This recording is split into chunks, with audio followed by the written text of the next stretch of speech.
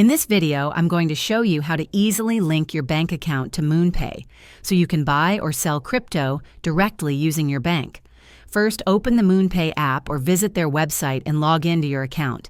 If you haven't signed up yet, create an account and complete the identity verification. It only takes a few minutes. Once you're in, go to the Settings or Payment Methods section. Tap on Add Bank Account.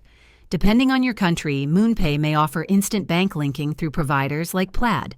Just search and select your bank, then securely log in using your online banking credentials. If Plaid or instant linking isn't available, you may be asked to manually enter your account number, bank name, and routing code. In that case, a small test deposit may be sent to verify ownership. Once verified, your bank account will be saved and ready to use for transactions. If this video helped you link your bank to MoonPay, please like and subscribe for more easy crypto guides. Thanks for watching.